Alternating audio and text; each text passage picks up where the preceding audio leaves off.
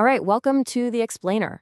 Today, we're going to pull back the curtain on a kind of lawmaking that shapes our daily lives in, well, countless ways, but happens almost completely out of sight. It's called delegated legislation, and once you understand it, you start to see one of the most powerful and, frankly, one of the most controversial tools of modern government. So think about it like this. A government passes a big, broad law, a grand statement, to ensure workplace safety. But what does that actually mean when you're on the ground? The safety rules for a high-rise construction site have to be completely different from the rules for a quiet office, right? So how does that one general law get turned into thousands of specific, practical rules? That's the puzzle we're going to solve today. The philosopher David Hume actually hit on this exact problem centuries ago. He pointed out that laws, just by their nature, have to be general. They can't possibly account for every single little detail, every unique situation, or every individual person. They have to paint with a very broad brush. And this is just a fundamental challenge for any government. And here's the real crux of it. Lawmakers in Parliament just don't have the time or the technical expertise or, a crystal ball to predict every possible scenario. Just imagine them trying to write specific safety regulations for every single industry out there, from nuclear power plants to nail salons. It would be impossible. The whole system of government would just grind to a halt. So this is where delegated legislation comes in. It's the practical solution. Parliament passes what's called a Parent Act. Think of this as the main law. But this law then delegates the power to create all the detailed rules to someone else. Usually, it's a government minister or some specialized agency.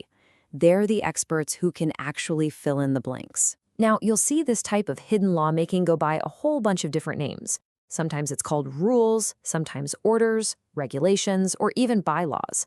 But don't let all the different labels fool you. They're all the same thing, really. Forms of delegated legislation. They're laws made by the executive branch, not by the elected legislature. So on the surface, this system seems pretty smart, right? Let the politicians set the big picture vision, and then let the experts handle the nitty-gritty details. It's efficient, it's flexible, and it uses specialized knowledge. But this very neat solution creates a brand new, and you can argue, much bigger problem. Yeah, what happens when these unelected officials, these rule makers, go too far? What's to stop a government minister from creating a rule that's totally unfair, or completely irrational, or something that Parliament never ever intended? This is the core danger here. An executive branch making laws without enough checks and balances. Thankfully, the system has two main lines of defense. You can think of them as two guardians standing watch over all this delegated power. First, there's parliamentary control. That's the legislature keeping an eye on the executive. It's a political check. Then there's judicial control. This is where the courts step in to act as the ultimate impartial referee, and that is a legal check. Let's take a look at each one. Okay, so parliamentary control works in a few ways. For starters, most new regulations have to be formally laid before Parliament, so lawmakers can at least see them. Then you have special scrutiny committees, whose whole job is to read these detailed rules and flag any potential problems. In some countries, the rules are very specific, like in Nepal, where the House of Representatives regulations have an entire process laid out just to make sure executive-made rules don't overstep. It's a vital political check, but honestly, it's often overwhelmed. But in practice, the most powerful and maybe the most feared guardian of limits on executive power isn't Parliament. It's the courts. When a regular citizen or a company thinks a government rule is unfair or illegal, they can challenge it. They do this through a process called judicial review. And the courts, well, they have a very powerful weapon they can use. And that weapon is called ultra vires. It's a Latin term, and it literally means beyond the powers. This is the bedrock principle for this entire area of law. The idea is that any government action is legally void if it goes beyond the specific authority that was granted to it by that parent act. So how does a court decide if something is ultra vires? It's actually a pretty logical step-by-step process. First, the judges look very closely at the Parent Act to figure out exactly what power Parliament meant to give away. Second, they analyze the new rule the minister made. What does it actually do? And finally, they just compare the two. Does the rule fit neatly inside the box of power created by the Act? If the answer is no, the court declares the rule ultra vires.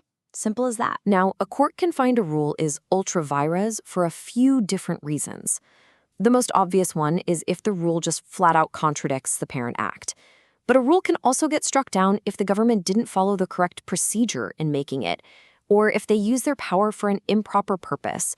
And in the most extreme cases, a rule can be tossed out simply because it is so completely unreasonable that no sensible authority would ever have made it in the first place. And this is where you really see the power of the courts.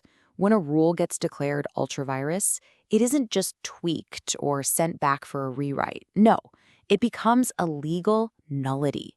It's treated as void, as if it never even existed.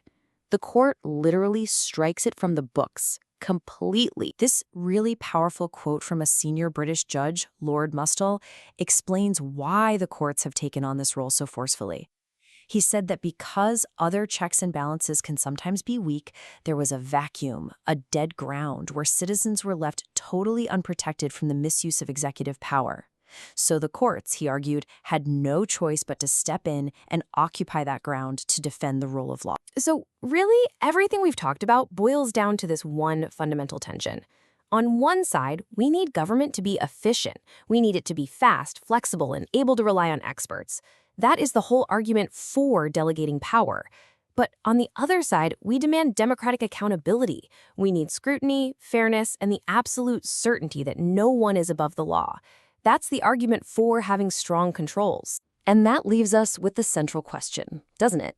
In our incredibly complex, fast-changing world, this balancing act is more difficult than ever. How do we get the efficiency we need without sacrificing the accountability that democracy demands? And ultimately, who should have the final say on all the detailed rules we live by every day? The politicians we elect, the officials who have the expertise, or the judges who protect the law? It's a question every modern democracy is still trying to answer.